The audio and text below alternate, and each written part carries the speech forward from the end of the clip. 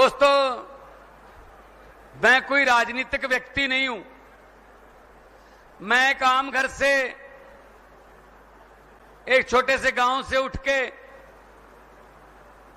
एक high school के, middle school के टीचर का बेटा हूं। हमें कोई जरूरत नहीं पड़ी थी, राजनीति में आने का कोई इरादा भी नहीं था। पहले कलाकारी में लोगों ने प्यार दिया, बहुत फेमस आर्टिस्ट बना दिया, टीवी पे आपने देखा होगा। ऐसे अरविंद केजरीवाल जी हैं, हरियाणा के शिवानी गांव में पैदा हुए, हिसार के पास।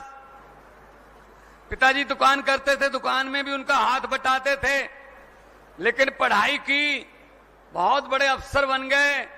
लेकिन अफसरी को लात मार के जनता की सेवा में उतराए कि अफसरी से मैं तो खुद पैसे कमाऊंगा, लेकिन जो जनता को लूट रहे हैं उनको पकड़ना और उनको सबक सिखाना, अफसरी छोड़कर ही काम करना पड़ेगा। वो अफसरी छोड़ दी उन्होंने।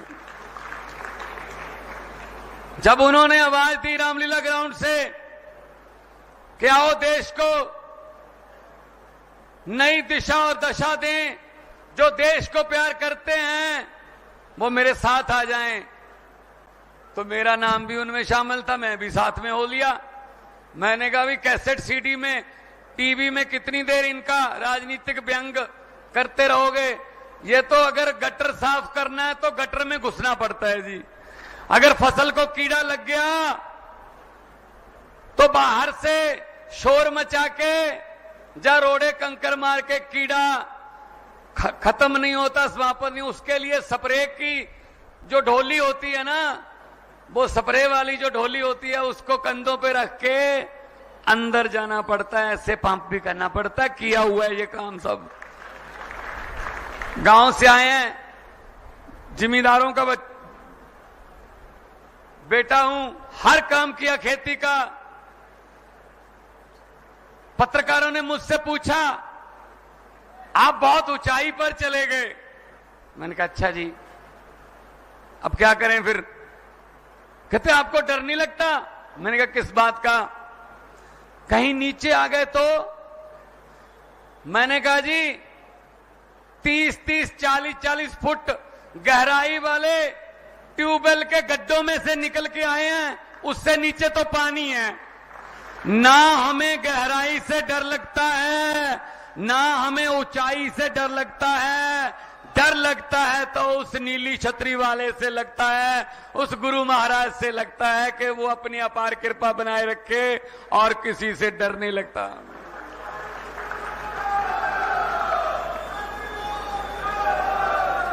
पचहत्तर साल हो गए देश को आजाद हुए। 75 साल। मेरे सामने बुजुर्ग बैठे हैं, शायद वो कोई 5 साल का होगा उस समय, कोई 7-8 साल का होगा जब देश आजाद हुआ था। 75 साल हो गए जी। क्या मिला? इनको वोट देते देते थक गए, ये वोट मांगते मांगते नहीं थके, खा गए देश को, अपनी कई पीढ़ियों का माल इकट्ठा कर लिया। 75 साल हो गए। अमेरिका वाले मंगल ग्रह पे प्लाट काटने की सोच रहे हैं, और हम अभी सीवरेज के ढक्कनों में घुसे हुए हैं। सीवरेज के ढक्कन नहीं पूरे हो रहे हमसे। ये आजादी दी हमने तो शहीदों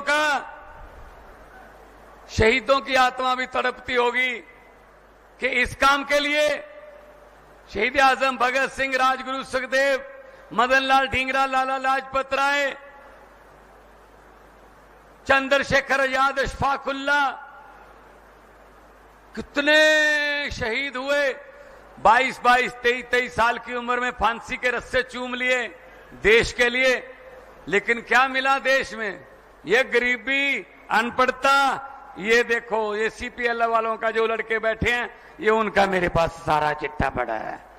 ये मिला है हमें आजादी में, ये मिला है। क्या भगत सिंह ने ये सोचा था कि मेरे आने वाला यूथ जिंदाबाद मुर्दाबाद करेगा? इन लड़कों की उम्र क्या जिंदाबाद मुर्दाबाद करने की है? इनकी जिम्मेदारी पे देश होना चाहिए।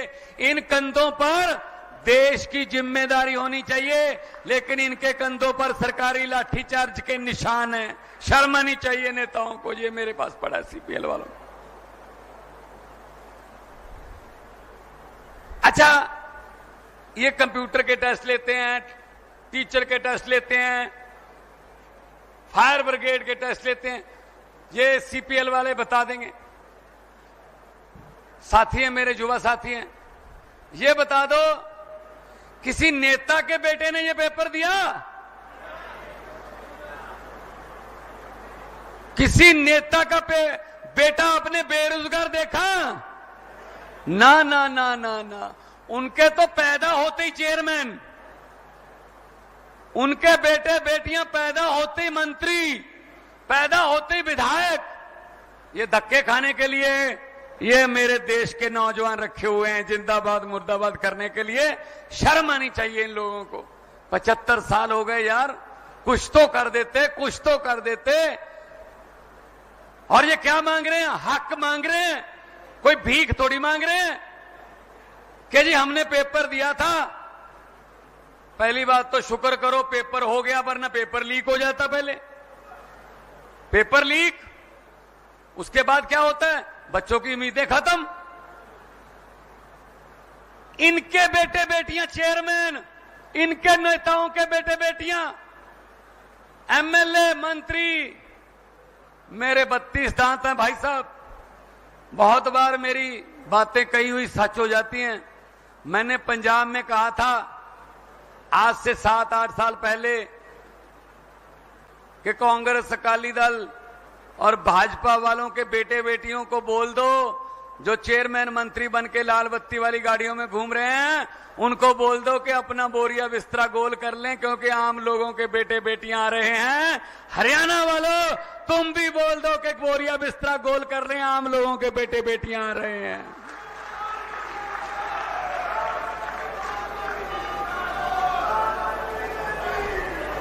ये मेरे साथी बैठे हैं, जितने साथी बैठे हैं, आपको लगता है कोई पॉलिटिकल बैकग्राउंड से होगा, कोई अपना बिजनेस छोड़ के आया है, कोई अपना काम कर रहा है, कोई अभी पढ़ाई कर रहा है। अभी संदीप बता रहा था कि मैं और मेरी पत्नी दोनों समाज सेवा में लगे हुए हैं। हमें तो हमारे पास तो ऐसे हैं भाई साहब, पैसे वैसे नहीं है हमारे पास, मसल पावर नहीं है, लेकिन जो हमारे पास है वो इनके पास नहीं है। सच्चाई और ईमानदारी ये हमारे पास है, ये केजरीवाल के सिपाहियों के पास है।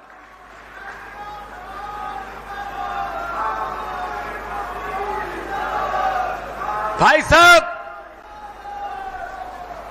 2 साल 6 महीने, लगभग 2.5 साल हो गया पंजाब में सरकार बने। 2.5 साल में 44,250 सरकारी नौकरियां देके आपके सामने आपका बेटा खड़ा है। और फोन कर लेना, ज्यादा दूर नहीं है पंजाब, रिश्तेदारियां भी हैं, दोस्तियां भी हैं। फोन कर लेना, पूरे पंजाब से एक बंदा मिला देना मुझे जिसको नौकरी लेने के लिए 1 रुपया या फिर 1 कप चाय का भी पिलाना पड़ा हो किसी मंत्री को या एमएलए को। मैं जिम्मेदार हूं भाई साहब।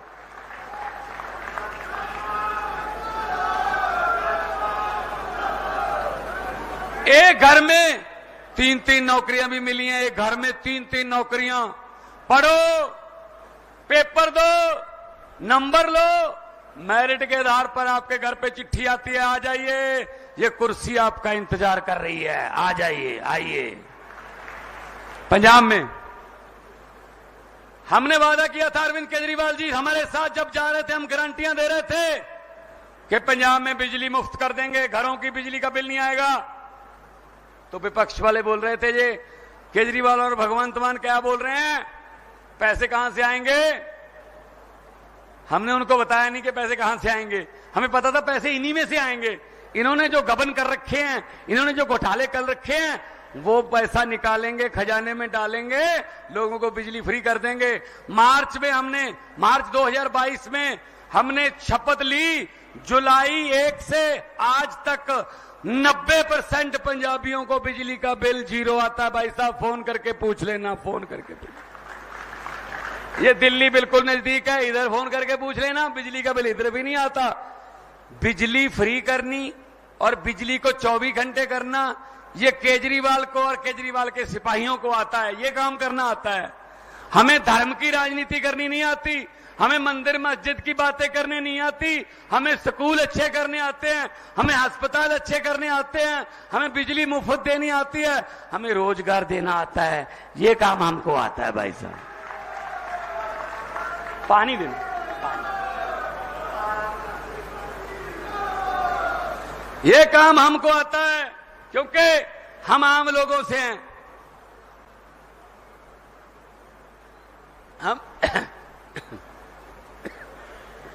हम आम घरों से निकले हुए हैं, हमको गरीबी पता है, गरीबी क्या होती है पता है, अपने पिंडे पे हंडाई है, इसीलिए पता है। इनको क्या पता, जो सोने के चम्मच मुंह में लेके पैदा होते हैं, इनको क्या पता गरीबी क्या होती है। ये बात आपको कहने के लिए आया हूं कि अरविंद केजरीवाल आपकी मिट्टी का लाल है। उसने दिल्ली जाकर पार्टी बनाकर पूरी दुनिया में यह बता दिया कि ऐसे भी बदल सकता है कोई आम बंदा। आम बंदा देश की दशा दिशा बदल सकता है। अब इधर भी पंजाब में भी गाड़ी पटड़ी पे आ गई, इधर दिल्ली है गाड़ी पटड़ी पे आ गई। अब हरियाणा वाली गाड़ी पटड़ी पे कब आएगी? 1 अक्टूबर में आपके पास मौका है, आप अपनी गाड़ी पटड़ी पे ले आओ, देखते हैं फिर क्या होता है 3 स्टेटों में जब हमारी सरकार होगी। नौकरियां मिलेंगी। पंजाब में हमारा कुछ जवान शहीद हो जाए ना फौज में, क्योंकि पंजाब हरियाणा हम फौज में जाने के लिए तत्पर रहते हैं। हमारे जवान अभी भी राखी कर रहे हैं। कारगिल की ठंड में, जैसलमेर की गर्मी में हमारे जवान रखवाली करते हैं। कई बार दुश्मन की तरफ से हमला हो जाता है, हमारे जवान शहीद हो जाते हैं। भाई साहब, जवान के शहीद होने की कोई कीमत नहीं है, किसी करेंसी में उसकी जान का मोल नहीं है, लेकिन कम से कम उसका परिवार आर्थिक तौर पे सही रहे। दिल्ली और पंजाब में, सिर्फ दिल्ली और पंजाब में ये सुविधा है, पूरे देश में बाकी नहीं है, क्योंकि दिल्ली और पंजाब में ईमानदार सरकार है, सच्ची देशभक्त लोगों की सरकार है। 1 करोड़ रुपया एक जवान की शहीदी के 10 दिन बाद, 15 दिन बाद उनके घर पे जाके दे के आते हैं। मैं फिर कहता हूं, ये उसकी जान की कीमत नहीं है, ये मान सम्मान है उसके परिवार का। 1 करोड़ रुपया देते हैं भाई साहब। हमने पंजाब में नौकरियां दी, उसके अलावा बिजली फ्री करी। अब घर घर राशन जाता है, घर घर राशन जाता है। और सरकार आपके द्वार नाम का प्रोग्राम चलाया है। मैंने 23 के 23 जो हमारे डिस्ट्रिक्ट हैं, जो हमारे जिले हैं, उनको बोला, डीसी, आपके यहां कलेक्टर बोलते होंगे, हमारे यहां डिप्टी कमिश्नर बोलते हैं, कि हर हफ्ते में 2 बार कम से कम बड़े गांव में जाना है और वहां अनाउंसमेंट कर देनी है। आसपास के 3-4 गांवों को और बुलाना है, चौपाल में बैठकर, पीपल के पेड़ की छांव में बैठकर रजिस्ट्रियां करनी है, लोगों के सरकारी काम करने हैं। लोग नहीं आएंगे कचहरी में, अफसर लोगों के पास जाएंगे। सरकार आपके द्वार नाम का प्रोग्राम आ जाएगा। सब कुछ हो सकता है अगर नीयत साफ हो, लेकिन ये क्या करते हैं, ये हमें लड़ाते रहते हैं। इस समाज वाले अगर आ गए तो इस समाज वालों की घरों की टूटियां उखाड़ के ले जाएंगे, मंगलसूत्र छीन लेंगे, पता नहीं क्या, ये वो हमको आपस में लड़ाते रहते हैं। इस पे एक बात सुनानी चाहता हूं, याद रहेगी आपको, और दोस्तों मित्रों को सुनाना। भगवंत मान आया था, ये बात सुना के गया था, कैसे लुटेरे कहां हैं और हम कहां ढूंढ रहे हैं, इसकी बहुत बढ़िया उदाहरण है। एक गांव में भैंसें चोरी होने का सिलसिला शुरू हो गया। एक रात में 2 भैंसें चोरी हो गई। गांव वाले डर गए, यार बलदेव सिंह की 2 भैंसें चोरी हो गई।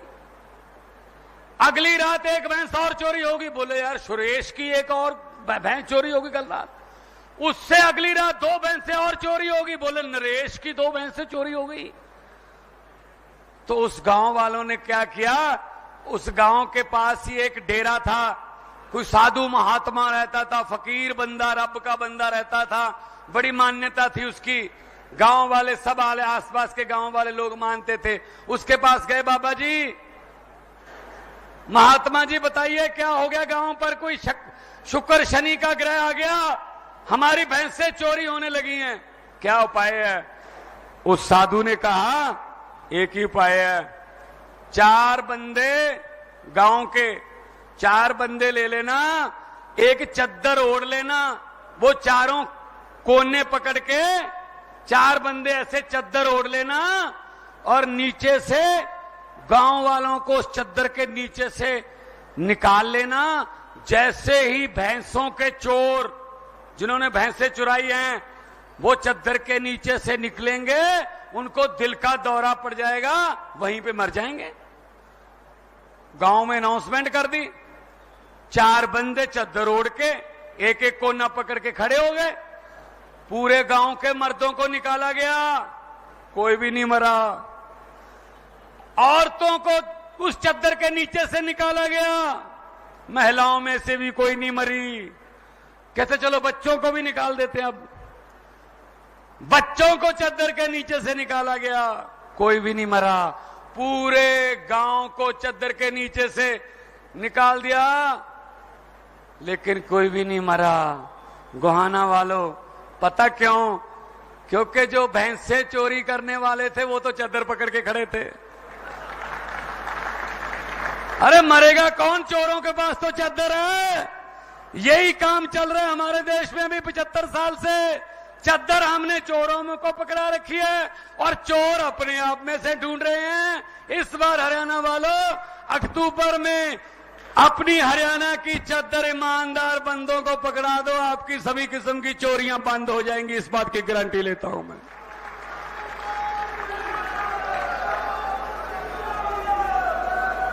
क्योंकि हुकूमत वो करते हैं जिनका दिलों पर राज होता है। यूं कहने को तो मुर्गे के सर पे भी ताज होता है। सो दिलों में बसना बड़ी बात है। अरविंद केजरीवाल आपके दिलों में बसते हैं। 2 दिन पहले मनीष सिसोदिया को जमानत मिली, उससे पहले संजय सिंह जी को जमानत मिली। आने वाले दिनों में अरविंद केजरीवाल जी बाहर आएंगे, क्योंकि कोई सबूत नहीं है। झूठे पर्चे डाल के उनको जेल में रखा हुआ। भाई साहब, कितनी देर रख लोगे जेल में? एक व्यक्ति को तो कैद कर लोगे, लेकिन एक व्यक्ति की सोच को कैसे कैद करोगे? जो ये केजरीवाल सामने मेरे बैठे हैं, उसकी सोच वाले, उनको कैसे कैद करोगे? कौन सी जेल में रखोगे भाई साहब? तो ये कहने के लिए आपके पास आया हूं कि इकट्ठे हो जाओ। हमारा तो चुनाव चिन्ह भी बड़ा अच्छा है। महिलाओं को तो खास तौर पे बताने की जरूरत नहीं पड़ती, माओ बहनों को।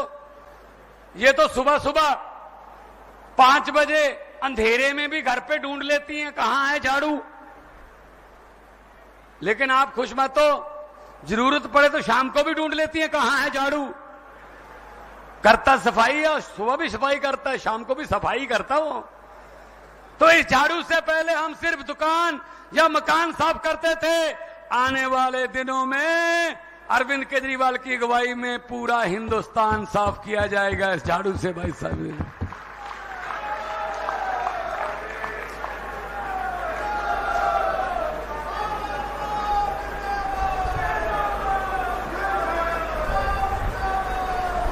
बहुत बहुत धन्यवाद। ये आपकी असल में ये पिछले 70 साल की जमी हुई भड़ास है, ये निकल रही है। निकलने दो, निकलने दो। बहुत बचपन खा गए, हमारी जवानी खा गए, बुढ़ापा खा गए, 3 पीढ़ियां खा गए हमारी। अभी भी कह रहे हैं एक मौका और दीजिए। क्यों दीजिए मौका? हद है यार, हद है। झूठ पे झूठ चल रहा है। तो ये मोदी जी तो कहते थे हरियाणा में डबल इंजन सरकार चाहिए, तो लोगों ने बना दी, लेकिन बीच में इंजन को बदल दिया। ये खट्टर वाले इंजन को क्या खराब हो गया था, क्या हो गया था? एक इंजन ही बदल दिया बीच में से। भाई साहब, डबल इंजन की नहीं, हरियाणा को नए इंजन की जरूरत है। ब्रांड न्यू इंजन लगाओ। पंजाब वालों ने और दिल्ली वालों ने इंजन बदल लिए, देखो काम फटाक से काम हो रहे हैं। अफसर काम कर रहे हैं, रिश्वतखोरी बहुत कम हो गई है, खत्म होने की कगार पर है, और लोग खुश हैं कि हमारी सरकार है और हमारे मुख्यमंत्री को हम ऐसे ही रोक लेते हैं हाथ दे के। ऐसे मैं रुक भी जाता हूं, क्योंकि हमने हाथ जोड़ के ये काम लोगों से मांगा है कि ये काम हमें दीजिए, तो हम करते हैं। काम करना चाहिए, हमारा फर्ज बनता है। तो आने वाले दिनों में गोहाना से, बड़ौदा से, सब जगह से आप अपने बेटे बेटियों को जिताओ, जिनको दुख पता है, जो आपके दुख तकलीफों को जानते हैं, उनको विधानसभा भेजो, ताकि कानून भी वैसे बन के आए। वरना इनको क्या पता गरीबी क्या होती है। ये तो बड़े बड़े पहाड़ों के स्कूलों में पढ़े हैं, ना हिंदी आती है ढंग से, ना पंजाबी आती है, हाँ अंग्रेजी बोलते हैं। तो मेरे को एक टीवी शो पे मुझे पूछा कि हम नाम लेंगे, किसी नेता का नाम लेंगे, आपने उसी समय बताना है उसके बारे में, कि कोई शेर भी बोल सकते हो या उसके बारे में जो आपके दिल में आता है, लेकिन अभी बताना पड़ेगा, रिहर्सल नहीं करनी इसमें। मैंने कहा बताओ। बोले सुखबीर बादल। मैंने कहा पहाड़ों वाले अंग्रेजी स्कूल में पढ़ा है, पंजाबी ना पढ़नी आती है, ना लिखनी आती है, ना बोलनी आती है, लेकिन पंजाब का वारिस बनना चाहता है, वो हो नहीं सकता काम। बोले कैप्टन अमरिंदर सिंह। मैं क्या महाराजा है पटियाला का, जब मुगलों का राज था मुगलों के साथ थे, जब अंग्रेजों का राज था अंग्रेजों के साथ थे, जब कांग्रेस का राज था कांग्रेस के साथ थे, जब अकाली दल का राज था अकाली दल के साथ थे, आजकल भाजपा का राज है तो भाजपा के साथ है, ये पब्लिक के साथ तो कभी हुई ही नहीं। बोले जी नरेंद्र मोदी। मैंने कहा किसी भी बात को कहीं पे भी जोड़ के कहीं पे भी झूठ बोल सकते हैं। कहते कैसे? मैंने कहा चंद्रयान का, मोदी जी चंद्रयान का लॉन्चिंग पे गए, इसरो वालों ने चंद्रयान लॉन्च करना था, तो वहां जाके भाषण देने लगे मोदी जी कि मेरा इसरो से पुराना नाता है। मैंने सोचा 8वीं क्लास का सर्टिफिकेट मिल नहीं रहा, ये इसरो कहां से आ गई? इसरो तो पढ़े लिखे लोगों का काम है, साइंसदानों का काम है ये तो। मैंने कहा ये नाता कैसे जोड़ेंगे? बोले जब मैं स्कूल में पढ़ता था, 3री 4थी क्लास में था, पढ़ाई में मेरा हाथ तंग था, इसीलिए मुझे हर एक टीचर आके बोलता था अब तू इसरो में बैठ, अब इसरो में, अब इसरो में, अब इसरो में, इसलिए मेरा इसरो से पुराना नाता है। बोले अरविंद केजरीवाल। मैंने कहा भगत सिंह का शेर याद आता है कि इस कदर वाकिफ हो गई है मेरी कलम मेरे किरदार से, इस कदर वाकिफ हो गई है मेरी कलम मेरे किरदार से कि इश्क भी लिखना चाहता हूं तो इनकलाब लिखा जाता है। और सबसे मुश्किल सवाल पूछ लिया, बोले भगवंत मान। अब मैं अपने बारे में क्या बोलूं? मैंने कहा यार इसका तो फिर एक ही जवाब है कि जे मैं देखा अमला बल्ले तो कुछ नहीं मेरे पल्ले, जे मैं देखा अमला बल्ले तो कुछ नहीं मेरे पल्ले, जे मैं देखा लोकां दी रहमत बल्ले तो बल्ले बल्ले बल्ले।